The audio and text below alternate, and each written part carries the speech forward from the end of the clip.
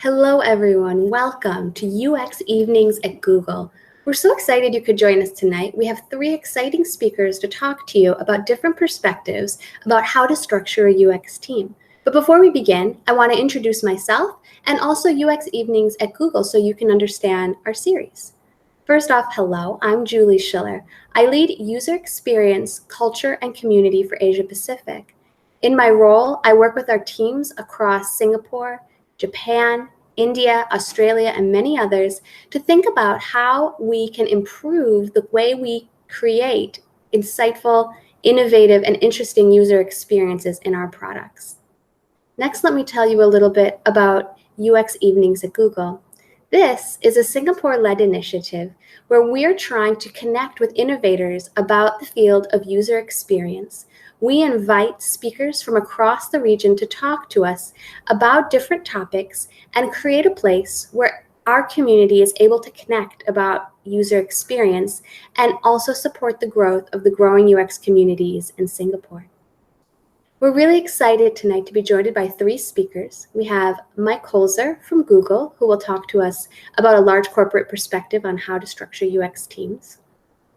We also have Amy Huang coming from Lazada Redmart to talk to us about how she is structuring teams in her startup. And finally, we're going to have Jay Komuda from Tiger Spike Singapore to talk about how to structure UX teams in an agency. I'm really excited to hand you guys over to Mike.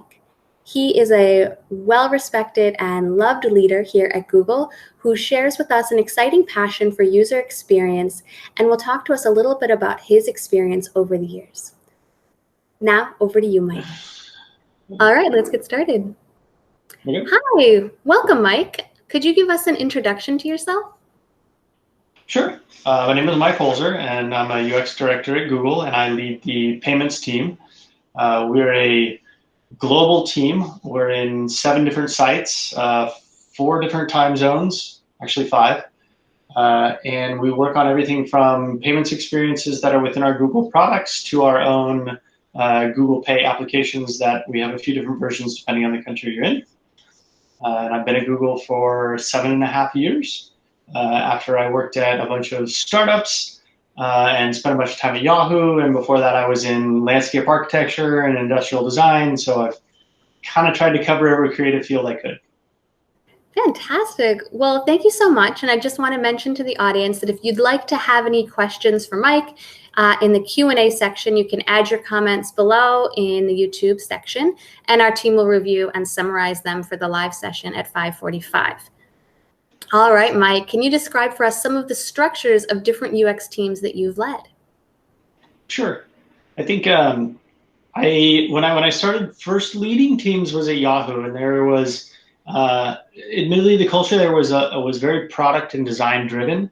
That meant that we could really operate a little bit more what I would consider to be an agency model, where it was a deeply studio-like experience from the designer standpoint, where we definitely leveraged all of the different skill sets of UXers, from research to visual design, content strategists, the whole bucket. And then when I went into the startup world, that's where all the circumstances changed, because you're dealing with a much leaner team, and you're much more sort of hand-to-mouth, sort of fed like one resource at a time if you're lucky, just trying to move the product forward. And we ran a lot leaner, mostly design-focused, a couple of researchers there.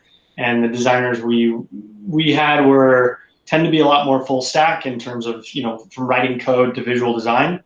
And I think being now at Google, where admittedly we have the luxury of being able to invest in specialties, we get a lot more horsepower to have strong UX engineers and profound researchers and content strategists that can make everything sound perfect and understandable.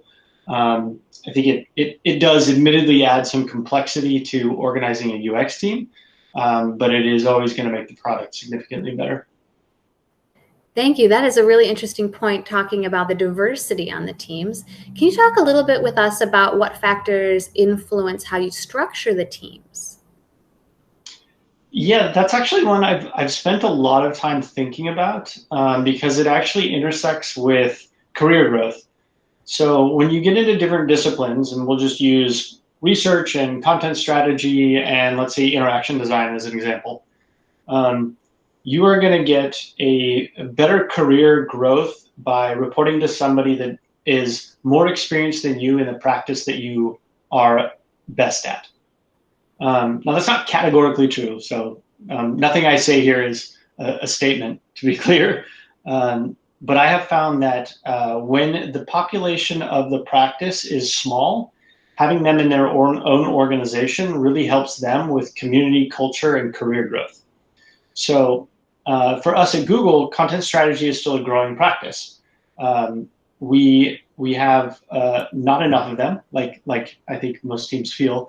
But for me, that means that they need to have a strong bond between themselves to create not only a consistency of the way we talk to our users, but also that career growth and orientation around how to get better at their discipline and their craft. I also think that at some point an organization can get so large when that starts to become untenable, meaning it is harder and harder to manage a huge portfolio of products and deeply understand any one of those products to the extent that you can help give guidance to somebody in their team. So I do philosophically think that there are points where a UX organization literally gets too big. And I am personally of the belief that once it gets too big, it is better to start breaking it up. And you can debate whether or not you report into a larger UX organization or report up into product or engineering or pick your function here. But to me, it's all about sort of portfolio management and can a leader retain enough fidelity on the portfolio to really provide great feedback and growth to the team based on that product portfolio? And if the answer is no, then I am kind of the belief that you split up the team. That's fantastic. And as you're thinking about the career growth for people, I like that you're thinking about like the different ways they can grow of the many different skills that UXers need to grow inside their careers. I think that's a wonderful point.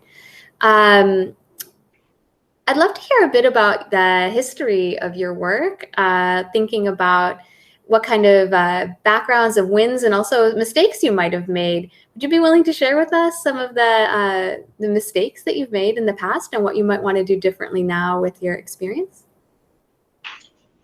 Of course, I'm always happy to admit mistakes. I have a lot of them. I think just to sort of parlay it from the last question, I think one thing I guess I wanted to add, but I think it goes into wins and mistakes, which is that there are different, like, people are highly individualistic, and people want growth in different ways. Some people want growth, very disciplined growth, and they want to continue to hone a specialty.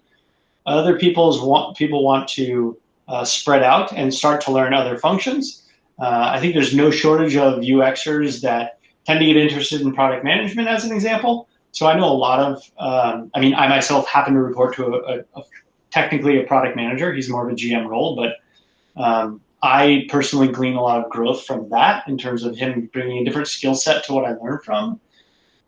So I found the same thing with a lot of UXers, no matter where you are in the sort of level structure, is who do you want to learn from?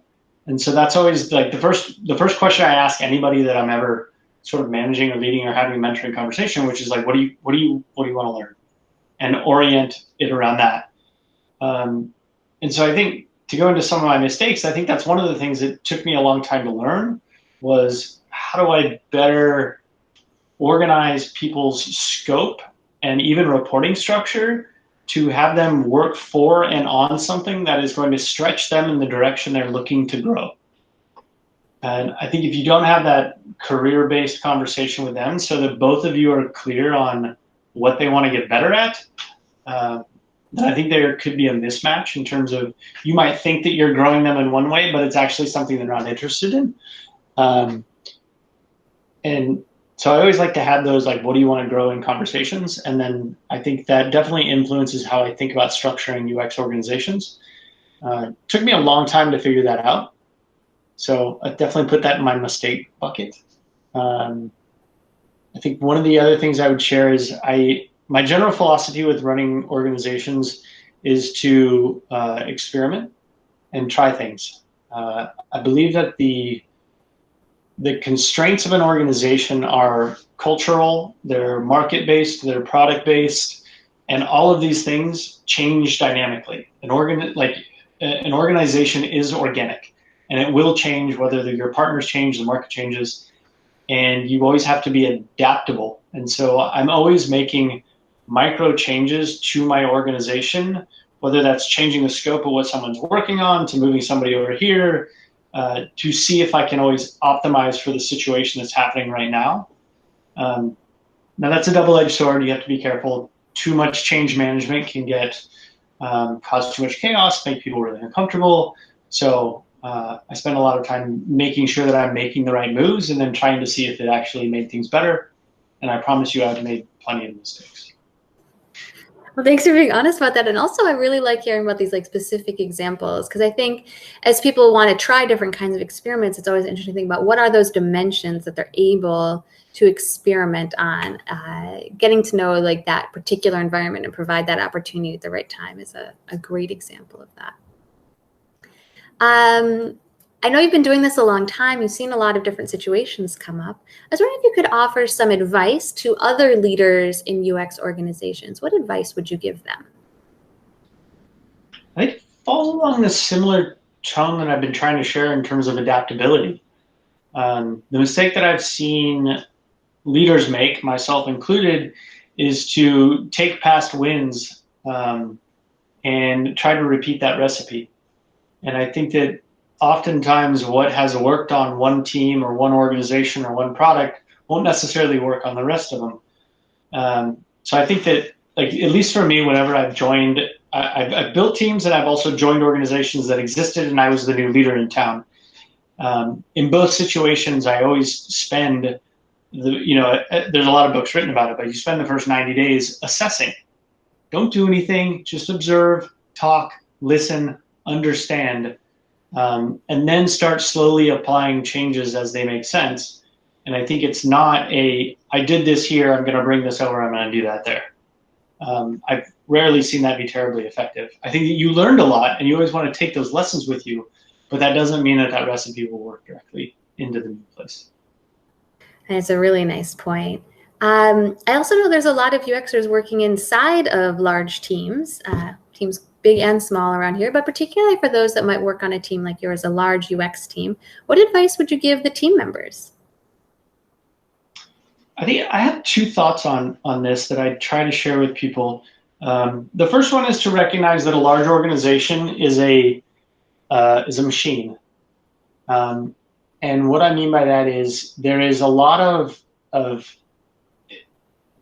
passion and excitement towards what we're building, and that creates this flywheel within the organization that will move without you or with you. And I always encourage people that are part of large organizations to make sure and assess their own well-being, their happiness, their health, and to put up the right boundaries for themselves. And the reason I say that is because I think that the machine is, it's indiscriminate. It will chew you up, spit you out the other side, and it will take up as much work as you possibly can contribute to it. And it's not personal. It's just because you're surrounded by a bunch of other people that are super passionate about what they're building. And so I'm always encouraging people that are part of large organizations to recognize that the large organization is something of itself, and to watch out for your own well-being. And I don't mean from like a selfish career perspective. It's more like a watch out for your own mental health, well-being, and these things that are going to keep you performing at your best level. The second thing I think large organizations tend to do is there's inevitable overlapping of scopes as soon as you get into a big organization. So do your best to not be territorial. I think that you have an opportunity when you have overlapping scope. You can either partner and learn from other great people, or you can let the territorial nature that we all have, don't get me wrong, take the best of you, and that can cause you a lot of undue stress, I think. Whereas there's actually a really strong partnership opportunity that often you will grow in and have more fun and work with great people. That is a really nice point. I think especially as you start to see the scope that we have at Google, there's so much for us to be able to share with each other and really be open to that collaboration. I think that sounds great. Thank you so much, Mike, for kind of sharing your experience with us and these thoughtful ideas about adaptability and collaboration. Is there any other last pieces of advice you might want to just leave the crowd with? Keep doing the good work. I still think that UX is a growing function overall, especially in technology. I think that there's a spectrum of design-driven and engineering-driven, and my personal perspective is that they are all great. They all have pros and cons. I personally drive towards UX facilitating conversations about great experiences. And it doesn't really matter how these ideas and how these things are driven, to the extent that we can help curate the conversation to create the right user experiences. That to me is our job. I really like that. Thank you again. We're hoping that those who are listening, that this inspired you. Thank you for sharing your thoughts and wisdom with us. Also dialing in, it's so late in the US, and so we appreciate your time and thoughts for that. We will have a live Q&A later with all the speakers, so if you have any comments or suggestions for that, please add them in the comments below. So thank you so much. We appreciate your time, Mike. Thank you. Appreciate it. And now I want to move us on to the next speaker in our series. Her name is Amy Huang, and she's the EVP of User Experience at Redmart Lazada. She's worked across several companies, and her philosophy is often around taking ownership and helping people demonstrate their own expertise. We're really excited to have her join us here, and let me turn it over to Amy. Hello, everyone. My name is Amy Huang, and I'm here to tell you about how I structure user experience teams to do more with less. Let's start with a little bit of background about me. I'm from San Francisco. I have an academic background in the science behind user experience, and I've been doing user experience for about 20 years in the San Francisco Bay Area mostly. So I have been leading UX teams, large and small teams, since 2012. And in 2017, I moved to Singapore to join Redmart. I've really enjoyed getting to know Singapore and Southeast Asia and the unique user needs and problems that we have to solve here. So I always kick things off with objectives. So let's talk about what I want to achieve as a user experience leader. First, I want to build great products. Second, I want to motivate and cultivate my awesome team of designers and researchers.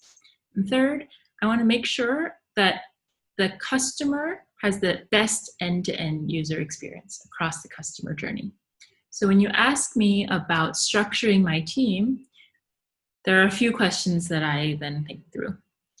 So to build great products, the first question is, well, what's the work that needs to get done? As a design leader, my primary task is to make sure that the design gets delivered. Either I or somebody on my team needs to design something so that it can get built into that great product. Okay? Once we figure out how to design what we need to design, then we want to do it as efficiently as possible. So that's where tools and processes come in. Throughout the process of designing and designing efficiently, I want my designers and my researchers to be motivated and growing. So I ask myself, well, what are the skill sets that they have? And what do they need? What do they need in order to grow and become even more awesome? For this last objective, it's a little bit tricky because I believe that the end-to-end user journey belongs to everybody at the company. So it's not just my domain to ensure this best experience, right? Everything that anybody does at a company can influence the end user experience. So when I think about how to structure my team, the question is really, well, how does the rest of the organization work so that I make sure that we are well positioned to align and collaborate with the right people so that we can smooth out that end-to-end journey. So with this framework, let's talk about startups. Startups are small, they're fast, they have big dreams. And that's why they're really fun, right? It's really exciting to be at a startup. But what comes with that excitement is a number of challenges. So let's just go through some of these. You're never going to have enough people to get all the work done that you want to do. And in my experience at startups, there's just always more that I could be doing, and there's always more that my team could be doing. There's just never enough. Even if we're hiring and recruiting, the process of recruiting takes time, and it takes a little while to get somebody onboarded and up to speed. And during that time, the work just keeps coming. All right, tools and processes. As user experience people, we believe in a certain amount of process, right? We want to have a cycle of user research that validates our design so that we can innovate. And sometimes at a startup, process is really not that popular, right? The idea of startup is not to be encumbered often, right? They don't like to be bogged down by this idea of process. Similarly, a lot of the tools that we use in design, and there are a lot of them come with these big enterprise licenses, or maybe there's a bunch of tools and they're changing all the time. And at a startup, you don't usually have the budget to get all of the tools that you need. Skill sets. When you have a small team, you're really relying on every individual member of your team to be more of a generalist than they might have been at a larger company. And nobody has all the skills. Hey, I don't even have all the skills I need for this job, but that's part of the challenge, right? So now the tricky part. The larger organization doesn't always know how to do user experience. This is why we're the experts, right? We're here to help facilitate a user-centered process. But when you're working in a fast company with a lot of things happening, this can be disruptive for in the context of all these other constraints. So what you need to focus on is making sure that the intentions are good, right? Everybody should agree that we care about building high quality products with a customer in mind, right? And that we focus on customer centricity above everything. Beyond that, then it's really up to the user experience team to help educate and get everybody on board with how to do that. So given all those constraints, what do? Well, we do more with less. I'm not here to give you a magical checklist that's going to solve all of these problems, but I'm here to encourage you to take a growth mindset for leading UX. There is never going to be a perfect team or a perfect designer. You can't really focus on an individual set of skills, but what you can do is you can create the best combination of people and the skills they bring to the table. And then you give each of them ownership. You give them the space to own something and try something as part of that ownership, and then they're growing and evolving from that process. And then you prioritize like crazy. So sometimes in design, we like to design a whole big thing and launch it. That's like the dream, right? But we've learned definitely in product development, and also just from watching how customers or users adapt to new things, it's usually better to do it gradually. So the idea here is you do just enough to learn and figure out what you need to do next. And then you do that next thing, and then you learn again. And the same thing goes for process. You do it gradually and you iterate constantly. So these are my overall principles for leading design or user experience. Let me talk a little bit about how I structure my team within that context. So I have kind of 3 general points for designing my design team. First, give each designer ownership over a domain. This is fairly common, I think, in product companies, large or small, where once a designer has designed something, they keep designing related things because they can build on their knowledge. It works really, really nicely with the agile methodology and this idea of a cross-functional squad, right? There are a lot of names for it, but squad, sprint team, product team. But the idea is you have a product owner, a designer, developers, QA, all the people that you need to build something and meet some product need. You give them a shared set of KPIs and you give them the autonomy to do whatever they need to do on their roadmap in order to meet those KPIs. And by having a design owner within this domain, you give them the chance to really lead user experience within that small and cross-functional group. And then you can distribute your designers among the different domains or the different squads that you have at your company, so that you can balance their skill sets and give them a chance to grow in different ways. So I'm going to give you two very quick examples from my last two startups. So Blurb is a startup in San Francisco that allows creative people, artists or photographers or whatever, to create these books, like physical books. They can make these books out of their work, and then they can sell them online to showcase and show off their talents. The way that we structured our squads at Blurb, we called them product teams, and we based them on the author journey. So there was one product team focused on the consideration phase. There was another product team focused on the book creation process, right? The actual definition of all the things, the details that go into making this book. And then once the book was created, we had a third set of groups actually, that focused on the selling and distribution process, getting the book up on Amazon, setting pricing and profit, that kind of thing, marketing the book and monitoring sales. So basically we grouped the teams by the objective, which was getting the customer through that phase in the journey. We have quite a different approach at Redmart. Redmart is a Singapore-focused online grocery delivery service. We used to be a standalone startup, and I'm going to tell you about what we did then. We have since merged into Lazada. We're part of a much larger company now.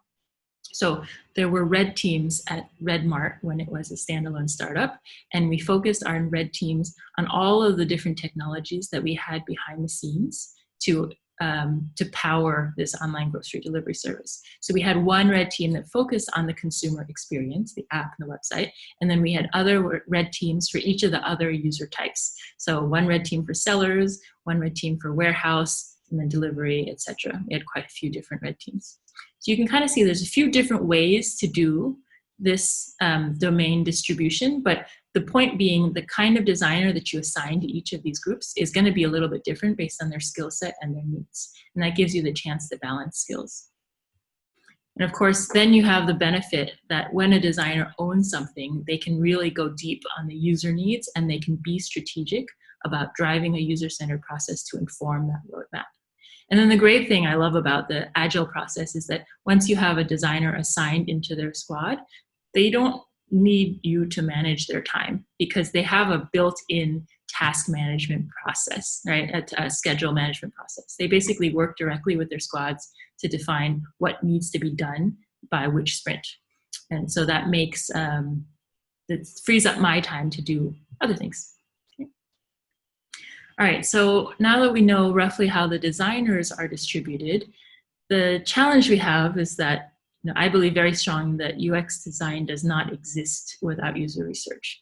But because designers are quite busy on their Scrum teams or their sprint teams, the act of planning the research is really difficult, especially when you're setting it up for the first time. So for the last few companies, I've hired dedicated researchers for this reason. So I hire one researcher to set up, not the very first thing that they do is set up one user research study, and they go through all the steps they need in order to do that. And it can be scrappy. That's totally okay, right? They have to, call all the participants. They have to figure out how to record the session. They have to figure out how to pay people, and then, in Southeast Asia, it's even more complicated because then there's all the nuances around translation. So all of these details are quite difficult to manage. And all of that is before you even actually get to have that meaningful, informative conversation with the customer, right? So I asked the researcher to do this once and run one study. Then I asked the researcher to do it a second time. And then by the third and fourth time, we've worked through a process and been able to optimize it in such a way that it's repeatable. And the goal is to have, a regular research cycle. We're doing it monthly now. So we have a research study every month. And what that means is that the product teams can now plan in advance for their research needs. Okay? And then it also means that you can collect kind of overarching data from study to study so that you can flesh out your personas gradually instead of having to have like a big persona study. Again, it's quick and dirty, but it's doing more with less. So during this process, the designers are involved as the owners of their domains of coordinating the research. So they're coordinating between the product owner and the researcher to make sure that the research objectives are aligned and that we know what our insights are and what to do about it. And over time, you can develop processes to be more efficient about this. So we have things like a backlog, hypothesis backlog, and an issue tracker, which basically means we have a list of questions of what we want to know, and we have a list of issues that we know we want to fix. And those questions and those issues go into our research plan, and they go into our product backlog. So that way it's kind of a constantly feeding itself. In addition, I encourage my user researchers to do their own usability testing for the specific small tactical things. So this is like if you have 2 versions of a visual design and you're not sure which one's clearer, it's not worth waiting for the end of the month to do that, right? You need to be as nimble as possible. So instead, we have a tool. We use a remote unmoderated testing platform. In the US, I use usertesting.com. In Singapore and Southeast Asia, I use UX Army, which is really great. And it's really good. You send out your test out into the world, and then you come back and you have 15 videos where you can actually see whether your product worked or not. Okay. Now, of course, if you don't have a tool like this, then you can conduct your quick and dirty research and rely on the kindness of your colleagues. I try to go for the least biased people in the company, and those are usually people like finance, right? Somebody who's not too encumbered by the product development process or the constraints of the business. Of course, the other benefit of designers conducting a lot of their own validation is that it can free up the researcher in their monthly cycle to do a lot of the bigger initiatives. One of the great wins that I've had and my user research teams is sometimes we actually have the business coming to ask us to do user research on something that has nothing to do with design or product or technology at all. And to me, that's a great win, because what that means is that we're training the overall company to be a little bit more UX-y. So then now we have designers, we have researchers, we know what they're doing. This is my approach to structuring it so that we can be as efficient as possible. So first, I really think it's important to have one centralized user experience team. And in a startup with a small team, this is quite easy to do. I know I just went on and on about squads and how important it is for designers to be associated with squads, but I think they can belong to both teams, right? So I think of it as a loan. The designers are part of the squad, they work closely with them, they have the same KPIs, but they still sit with me and the rest of the team, and the designers still sit together and work together as a team. And that's important because of the communication part of this, right? We have constant communication between designers. We have regular weekly reviews where we're reviewing each other's work, no matter how far along it is. It doesn't have to be done. It's just about sharing. And this is to inform each other and also to get feedback. One of the challenges of being a small team and owning a domain is that you don't often get to work with another designer on the same project, right? So this is meant to allow for the designers to have that collaboration, and also it creates small moments of mentorship between them. And it doesn't have to just be during the weekly meeting. It can also be an ongoing conversation that we have in our team chat channel. Okay, the hard part comes with the everything else. So as we know, there's a lot of other stuff that happens on a user experience team to be efficient. Things like design systems, tracking industry trends. There's a lot of other things that I think get lumped now loosely into design ops nowadays. And we don't have the luxury on a very small team to allocate people specifically for these things. But what we need to do instead is we just prioritize them, and then we divide and conquer, right? Each person will choose something to own or to kind of facilitate.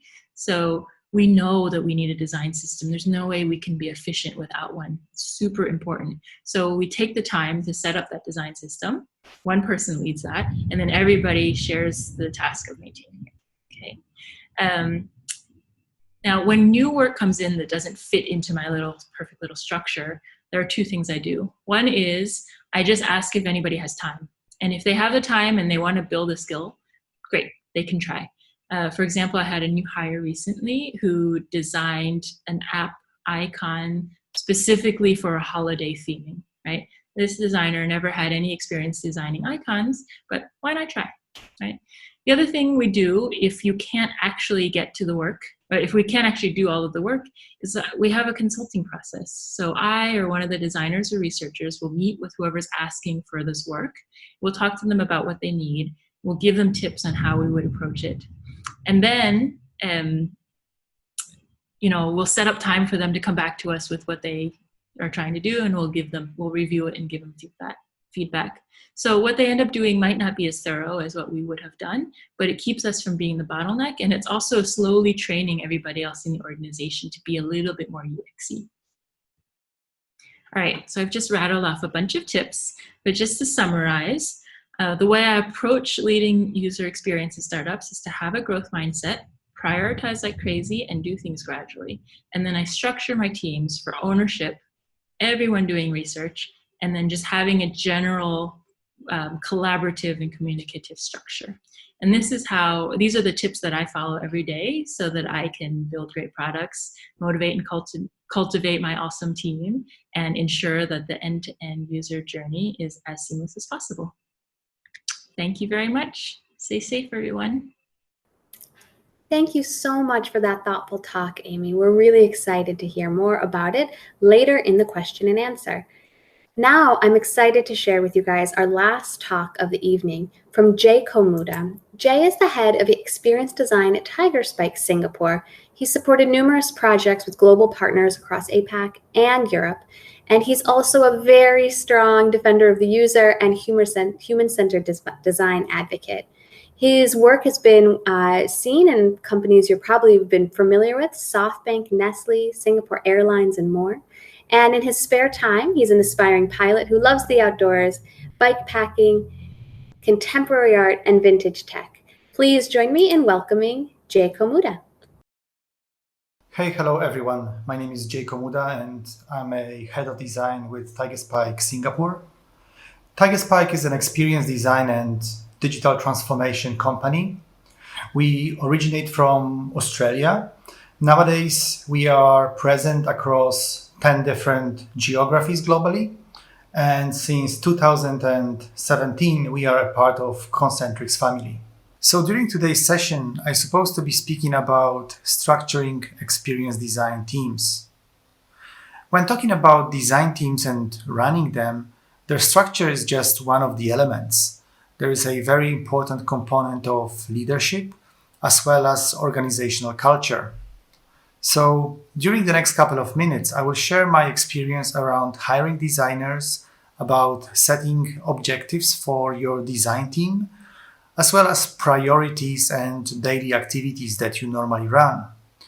I will speak a little bit about the culture within the organization itself, as well as beyond it. Apparently, there is no single formula in order to ensure a success of a design team. There are a number of components that needs to function in harmony, and it all starts from an individual. As you know, each and every one of us have own personal and professional goals and objectives. There is, of course, a component of our origins, but here we need to gather together and work as a team. We need to define and agree upon a common goal and objective for ourselves and support each other on our journey towards it. Here comes the role of leadership within the organization. A great leader not only can recognize individuals' aspirations and strengths, as well as shortcomings that we need to work on, but also can set a vision and define a trajectory for the whole team and the organization. Getting your team right is the most important element of your role. You need to find the right people for the job and hire for the skills that you miss or capabilities that this particular project would require. So when you interview candidates, please do interview with real scenarios in mind. You can test them against real life scenarios. You can test them against particular attitudes of your stakeholders. And of course, as we are in the agency environment, storytelling is key. There would be a lot of stakeholders conversation. There would be decks to make. There would be sales pitches to cover. We need to ensure that people that we bring on board can be comfortable within this context. And at the very end, one last thing that I need to add and emphasize on. There is no space for ego-driven individuals. We shall gel well, after all, and work as one team together. Of course, the structure itself is important. There are many ways to go about it. But what is more important for you when running a design team is your idea how you can scale it and how you can grow your team moving forward. We need to be mindful that within the design agency environment, we may experience an influx of new assignments and influx of projects. And therefore, we need to be very much prepared in order to address it. As a head of design or as a person who runs design team, you need to be mindful. You are not going to cover everything yourself. You need to have your supporting team members that can cover the most critical areas of design discipline for the business. We need to be mindful that great design requires space, and the role of a leader or a role of a head of a discipline is to nurture and empower your team, enable everyone's professional growth. Another aspect of your job is related to people. People matters, and there would be a lot of tasks related to ensuring that your team is moving forward, either personally or professionally. As a head of a discipline, you need to conduct regular one-on-ones. There will be 360 evaluations with a constructive feedback that you need to give, as well as you need to plan one's professional development plan and empower them throughout their professional journey. Of course, yourself, you need to master design ops. There would be plenty of admin work to do around your environment, around your tools and ensuring its consistency, as well as ensuring efficient process, creating repositories of resources. And let me remind you at the very end, think about scaling your team. The sooner you do, the better. At the very end of this section, I would like to mention rituals that designers care about. They are very much vital part of all design teams, no matter which company we work for. Whether they are weekly kickoff meetings or regular project stand-ups, there can be design critique or brainstorming sessions, or just designer lunches where we share our findings and discoveries or speak about current industry trends. What is important from the organization point of view, though, is regular knowledge sharing sessions, because these contribute to overall understanding of design practice across the organization. And on top of that, they motivate team members and keep them together. We all know that people that we hire, their capabilities and skill sets, the team structure we establish within the organization, rituals or activities that we run, and processes that we streamline, as well as tools that we use, are the obvious part of a design practice in order to get our job done. But it's thorough understanding of design process and design impact within the organization that actually create value for the company and its partners. It's very critical for how we run the organization, and it creates or adds an extra meaning to our day-to-day practice. Assumption that most designers make is that everyone understands design and is familiar what design actually means. When it comes to reality, we often encounter that people perceive design again as a beautifully looking images, layouts, intuitive apps, but they do not necessarily know what comes into the process and what is the journey in order to get to the final stage of this beautiful app that we are building. As we know, internal design literacy across wider teams within organizations can differ. Salespeople may not necessarily be extremely familiar with a design practice. So on top of our daily activities as designers, we need to evangelize and educate. And it comes to educating both internally as well as externally, educating our clients, educating our partners, educating different stakeholders that we engage in. Having well-established relationship with your clients and partners or other external stakeholders certainly helps the entire team and the organization. Working as one team together towards a common goal can only benefit each and every one of us. We can build relationship based on confidence and trust, and our design team can be a trustworthy, valuable advisor that can aim towards a common goal together with clients and partners. A great team is a group of sincere individuals who support and empower one another in order to achieve their personal as well as professional objectives. And of course, there are shortcomings too, and we need to work on these together. What is important in this case is a safe space that we create for having these meaningful and open conversations. And sometimes these are difficult conversations or challenging critique sessions. And that's all okay as soon as we are transparent and honest with each other and we aim towards common improvement. We will challenge each other and often so disagree with one another. As I mentioned, we are on a journey together and we will have more difficult and easier days as well. We will make plenty of mistakes and hopefully learn from them. And it's all okay. What I would like to emphasize on from a leadership perspective or from a head of a discipline perspective is that we shall remember about one thing. We shall remember that right now we work for our team, and our team, its well-being, its growth and its development supposed to be our key and major objective. Thank you very much for following this session. I hope it was useful for all of you.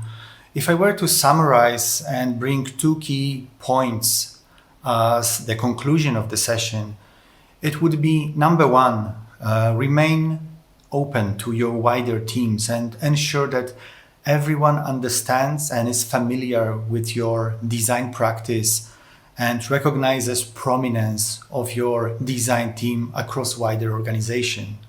And the second one, be mindful about scaling. The sooner you start, the better for you. Thank you. Wow, thank you so much for that talk, Jay. It was really nice to hear about your thoughts about how to structure UX teams. This is an exciting moment. We're going to be switching over now to a live question and answer. Based on all your comments below, our team has reviewed them and we'll be pulling up question and answer time with the participants now. So please continue to discuss on the comments thread. Add any additional comments you'd like to have asked from the participants or from the community itself. We're really looking forward to this chance to hear all the speakers at the same time.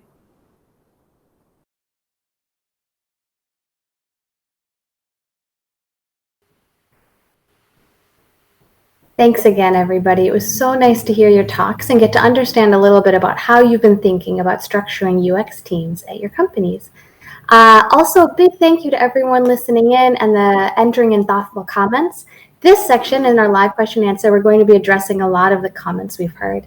So first, let's jump in and talk a little bit about the team structure itself. I think all the talks mentioned it. And I do want to just quickly mention that due to the time difference to California, unfortunately, Mike Holzer won't be able to join us in this session. But since I've led teams here at Google, I'll be happy to represent that perspective. So let's talk a little bit more about the team structure itself. And a couple of really insightful questions came up about thinking about centralized teams versus distributed teams. And I'd love to hear your feedback about how you think about centralizing your team versus making it a distributed team. Should I start? Great. Okay, so I know that I spoke about having a centralized team. I think it's important for designers and researchers to work closely with their specific squads or their specific product teams, but in the context, particularly in a small company when you can have a centralized team, I think it's really important to be together so that you can learn from each other and hear about all of the work that you're doing and how it impacts each other. So for example, if the driver app team is making a change, it's going to influence the customer experience. So it's really important that we know about those things. Fantastic, thanks. And Jay, did you want to add anything from your point of view? Yeah, I think it's very important alongside our journey, no matter which engagement we are working on, that the team is constructed the way so each and everyone cross-pollinates one another, and we can have a very healthy and inspirational platform in order to actually learn from one another and increase our capabilities and skill sets moving forward. I really like that. And I think thinking about seating is such a great metaphor for how we think about centralized versus decentralized teams. And over at Google, I know that we often swing back and forth from sitting together to sitting apart. And that sort of is a representation of what that ideal size of a team is, as well as how it connects. One great follow-up that came in the chat I also want to ask about is, how does this structure change, or does it need to change, when we're working from home in a time of crisis like this? Yeah, so let me start here. This is very interesting because we know that for all of us, it's been a challenging times, and we had to little bit revamp our ways of doing things. So as you can imagine, due to the fact everything has turned into a remote mode, the, let's say, workshopping bit has been very interesting experience from our perspective, when we gather onto a virtual board and actually play around with stickies and prioritize together with our clients, or when we think about, let's say, conducting stakeholders interviews, there may be a concern about building this kind of intimacy space when compared you are in a room with your interviewee, and it actually works surprisingly well. You can actually build the same analogical mood and feeling between individuals while being on a video call, and that's actually great, surprising experience from our perspective, having a chance of practicing it a little bit more as we used to be back in the days. So that's perhaps the key difference, I would say. Yeah, I would say for us, I can talk a little bit about the physical space, the physical proximity first, but I remember when we chose where we were going to sit at Redmart, we actually chose a spot that was close to all of the squads, right? We distinctly found a spot that was our own space, but that we were physically accessible to everybody. And obviously, again, when you have a small company, you can do that, right? But that's important because it means that you have, what I wanted to do is make it as efficient as possible to be collaborative with either group. And having our little, designy space with the whiteboards and the post-it notes, it helps create the design culture. So what has been helpful in the transition to the online only situation is that we didn't just rely on physical proximity, right? We had the meeting set up, we had the tools, we had the chat, and those things are helpful anyway, even when you do have physical proximity. If somebody's out, somebody's working from home, you have everything kind of consolidated in a system so that you don't have to remember to catch each other up. So it's been really hard to be apart. It really has. And I like to see my team. I like to turn on the camera and say hi every day. But we still have that culture and that closeness, and we've carried it through. I'm really happy to hear that. I think similar at Google, we face several challenges of getting together. And sometimes we've even seen teams leave open a video conference. And if you're not on a call, you just sort of leave it on in the background to keep that sort of bumping into each other sort of feeling as well. Thank you for sharing your thoughts about team structure. A lot of comments also came in understanding a variety of UX disciplines. So as we talked about at the beginning, this series is not only for designers or for researchers, but really inclusive of the many different types of practitioners we have in the UX field. So I'd love to hear a little bit about your thoughts about when you're structuring a UX team, how you think about UX writing, UX engineering, UX program management, and some of the growing specialties inside of UX now that are a bit more niche. Jay, do you want to go first, since you might have more diversity on your team? So yeah, absolutely. So first of all, from the agency perspective, what is very important and interesting is to be nimble when it comes to like how you form your team moving forward, because actually there are multiple of roles out there, and we are like very familiar with, like UXers and like, researchers and business strategies that are on a project often. So, but actually, the way we structure a team should be responding to a pipeline of work that it's like incoming. As you may imagine, and this is perhaps the key difference between our organizations, is that our, let's say, like 6 months ahead can be different than like nowadays. And we need to be mindful that, hey, this is this particular account we would be working with. And this is the set of capabilities we need to seek for. And therefore, these kind of individuals or this kind of candidates would be the most suitable for the job at this particular time. It also determines how we convert like moving forward with these roles, because some projects may last, let's say, like 3 months or 6 months, and that's perhaps a short period of time to bring somebody in-house, and then we need to rely on a number of either it's freelancers, or as in our case, as of being a global organization, we can have capabilities across different offices globally. So we can ask somebody for a secondment to join the project for a particular period of time. But I think the main key aspect is to be nimble and be responding to particular needs as the different different projects in the pipeline are shaping up. Great, thank you. That's a really interesting point of view. I know a lot of people are particularly interested in content strategy. I don't know if anybody had any thoughts or feelings about working with writers and content strategists. I have worked with some really great content strategies in my day, but it really depends on the company and the focus, how much of the focus is on writing at that company, right? I would say, at Blurb, we had a lot more writing because of the author situation. Redmart, we do have some writing, but it's very little, right? It's more around just messaging and coordinating. So there are a few people around the company who are good at it and care, and those are the ones who step up. And then everyone else kind of contributes, right? We set tone, we set voice. And I think that's, my reaction to the general question around specializations is that, well, you know what I'm going to say, right? We don't have enough people to specialize, so we do our best. And we, each of my team members grows in each of those ways depending on the need at the time. Makes sense?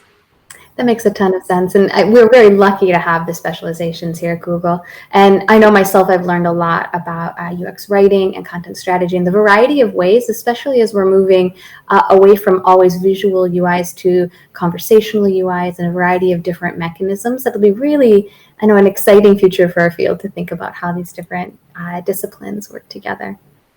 I think earlier, Jay, you had mentioned a bit about scoping work and being responsive to the business needs, which I think is a great question. So I know in an agency, I've worked in the past in one, there's a lot of changes in scope from your clients, and I'm sure Amy and I can agree that continues to happen even when you're in-house. I'd love to hear about how you think when you're structuring your team, how you're thinking about scoping work and being able to ensure that the team has velocity, but also is responsive to the bandwidth of the team. So I think what we need to be mindful of that design teams should operate in a very close collaboration with delivery or tech teams that are responsible for developing the product or a service. And we need to have a certain foresight on what kind of capabilities we are after. Of course, from the leadership perspective, what is very key is to know each and every one of your team members and actually be able to pick the right person for this particular job or set of activities that needs to be conducted. Yet again, I need to mention a very key part in scoping or getting the team right for the project is working closely with delivery and being able to actually see everyone's availabilities moving forward, And again, people may be jumping between projects, which often so happens. So perhaps this is like one of the differences that, like, can be assigned to agency type of teams versus large-scale organizations or startups. Yeah. And Amy, I know in your talk you mentioned quite a bit about research and being able to scope research as well, to be part of that. Could you talk a little bit about how you think about ensuring the team's capacity and structures responsive generally, but also particularly to UX research? Absolutely. I am a big proponent of scoping to fit, doing what you can, and then prioritizing within that, right? So I mentioned that we have been able to develop a process where we can set up monthly research. And that's roughly because that's how long it takes to set up a study, right? You have to start planning that far in advance in order to get all the people. So I coordinate the effort of my researchers to plan, like their planning takes about a month, and then therefore the product team and the designers can take about a month to figure out what they need to do. So basically, beginning of every month, we decide what is the priority for the next study. And then it really then ends up being a balancing. So if you should probably only spend about an hour with each participant because they get tired at the end of that. Then you have to prioritize within that hour, what can you achieve? Right? What are the questions we wanted to study and what can you achieve? Sometimes we have a few different projects or a few different kinds of questions we want to answer. So then we have to balance those. Is it worth doing a teeny tiny study as part at the end of the bigger study? Or do you try to break it off and do something unmoderated or quick and dirty with your friendly colleagues? So for me, I don't have a formula for you. It's basically, this is the time that we have and this is what we can achieve within that time. Yeah, that's a really great point. I've been a researcher for about a dozen years. And as I think about the team and how we structure it, exactly that question of like, well, there's the capacity of what we have, but also at Google, sometimes we'll do that planning with our stakeholders. And so we'll go through that process and say like, here's the line before we kick everything off. How's that coming? And you may have a similar process. Great. We're kind of at the top of the hour, which I want to be very thankful. We have one last question for you, and then we'll start wrapping things up.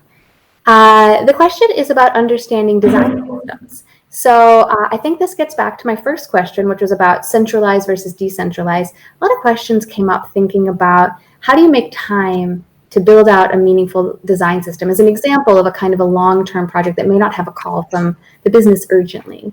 I'd love to hear either of your perspectives about thinking about prioritizing work on design systems and also evangelizing that voice to your stakeholders.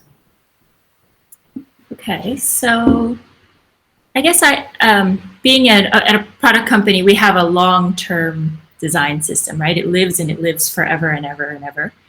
And so for us, I would say there's always that moment when you look at the design documentation and you realize that it's a mess, right? We had screenshots of cutout screenshots, like pasted into Sketch, right? And that's just because that's what we needed to do in order to define the thing. So stepping back and realizing, it was very systematic, very basic within Sketch. Let's start creating some symbols, right? So it's really about making sure you have the right tools and you use those tools. And then we slowly layered on, right? So we've got the combination, I think it's pretty common, Sketch, Abstract, and InVision. And most of us, it's in Sketch. And even before we had Abstract, we just had a shared Sketch file, right? Which is really risky, by the way. So these are the kinds of things that we just try to do as much of it as we could at a time. I have the same answer for you for every question, right? Do as much as you can when you can do it. Right? I like the consistency, Amy. That's wonderful. How about you, Jay? Do you guys ever struggle with systems thinking about design systems in your work? So this is very interesting area for us because, of course, as an agency, we would work on our set of tools and design system, and we would work as of being 10 different offices globally together with our global head of design. But we need to be also mindful that aside from our own design system, we would fall under different design systems that live across our accounts. And this is a very interesting, bit because again, like we are aware that there is a different design maturity across clients, and that's perfectly fine. And some of them may have developed like design system to a certain extent. In some cases, it may not exist, for instance, and we need to start from scratch building it. So actually, often so, it ends up that instead of like being focused on our own design system, we would create a design system for the engagement or for the experience that we are right now like creating or working on. And that involves a lot of activities around and a lot of evangelizing and educating as we move forward. And especially it brings number of challenges. For instance, if we have number of stakeholders or number of partner organizations working on the engagement. So our voice from the experience design like company or agency, we need to be very clear what we want to achieve and like how we want to go about either it's our process or a set of like tools we would be using for this particular project. And then again, the whole agility and being nimble. It might be so that, for instance, one account is working with this set of tools, or like there has a certain type of or like chunk of work created in this set of tools, while it may be totally different set of tools for other account. So we need to be able to actually remain flexible, and it can end up that the preferred tool that we are using in-house, for instance, may not be preferred tool for the project because we need to ensure continuity or what's been done before, right? That is really, really interesting. And over at Google, I think we have, of course, material design, and it's a pretty well-known system, and we're evolving that at all times. And so I really like this point about thinking about being responsive and thinking about the tool sets, because inside we also have a variety of tool sets that different teams use. So I think one other area we've been trying to invest a lot in is thinking about how not only do we create a system that's usable for us, but also broadly other people can adopt and personalize for their own use. And that is a hard question for us. There were so many more questions in the chat, so I'm very sorry to people listening if we didn't get to all of your questions, but this is a quarterly series where we will be able to come back and review new topics. So I encourage you to fill out a feedback. We'll be sending you feedback forms, give feedback to our wonderful presenters, to us at Google about how you feel the thing went. Any suggestions for new topics are most welcome.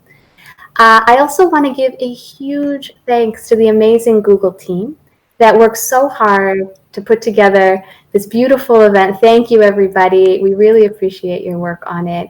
And we're really looking forward to learning from this community, engaging in a conversation about how user experience is working in Asia Pacific and in Singapore specifically. I also want to wish everyone who's listening a lot of good health during a lot of these tense and terrible times right now. I hope everyone stays safe. And we're really grateful again for all your time. So thank you, everyone. Again, thank you, Jay. Thank you, Amy, for your thoughts, your time. Thank you, Mike. And we're really grateful for all your time and thoughts. Thanks, everybody. Thank you. Thank you. It was fun.